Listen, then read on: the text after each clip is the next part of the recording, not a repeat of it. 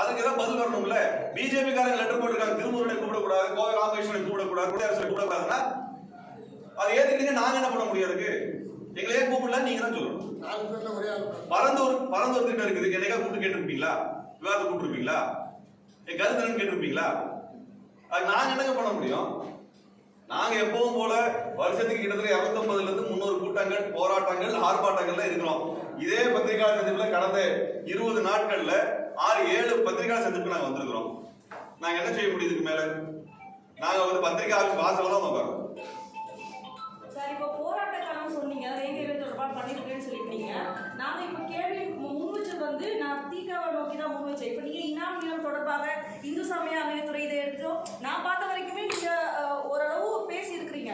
But தீகாவை பொறுத்த வரைக்கும் பெரியார் வந்து 90 வயசுக்கு மேல அவ்வளவு உடல்நிலை சரியில்லாத போது கூட சமூகத்தை பத்தி யோசிச்சு எல்லாம் பண்ணாரு. ஆனா ஐயா வீரமணி அதுல வந்து 40% கூட பண்றாருன்றது அவங்ககிட்டதான் கேட்கணும். பெரியார் திராவிட கழகம் இல்ல, திராவிட கழகம் இருக்குது, திராவிட கழகம் இதுல இல்ல.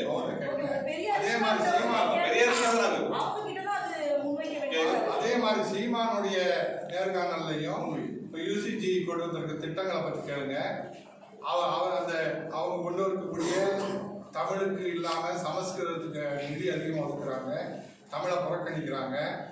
அதை பற்றி எல்லாம் சீமான்கிட்ட ஒன்றிய அரசுடைய அந்த கேள்வியெல்லாம் நீங்க சீமான் கேட்கறது இல்லை.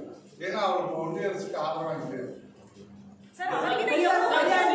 பெரியார் குறித்து சீமான் வந்து முன்வைத்த குற்றச்சாட்டுகளை வந்து முதன்மையானது வந்து ஒரு விடுதலை பத்திரிகையில வந்து அவருடைய பிறந்தநாள் செய்தியா வந்ததுல வந்து பார்ப்பனர் நமக்கு கீழானவர், குழுக்கள், இஸ்லாமியர்கள்லாம் வந்து நமக்கு எதிரின்னு சொல்லிட்டு மாதிரியான ஒரு சமூக வலைதளம் பரவிட்டே இருக்கு.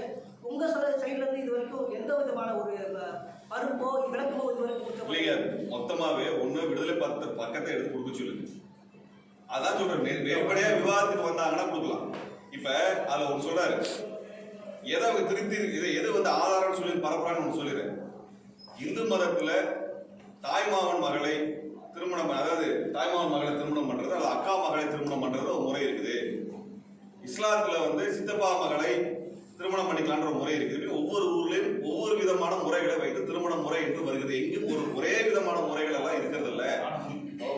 உலகம் முழுக்க ஒவ்வொரு இடத்துக்கும் ஒவ்வொரு மாதிரி முறைகள் இருக்கிறது. இது எதுவும் சமச்சீரான முறைகள்லாம் இல்ல அப்படின்னு ஒரு ஆய்வை எழுதுற கட்டுரை தான் இருக்கு. அந்த கட்டுரை இதை அவரே எழுதிக்கிறார். இதுதான் அவன் ஆதாரம் போறான். அதுல படிச்சு பார்த்தா இதுதான் இருக்குது. நீங்க அக்கா மகளை திருமணம் பண்ணது இல்லையா? இங்க இஸ்லாமியர்கள் எப்படிப்பட்ட முறைகள் அதான் அவர் பதிவு பண்ணாரு. பல ராமாயணத்துல புத்த ராமாயணம் அதுல ராமன் செடிக்கு தங்கைன்னு இருக்கு.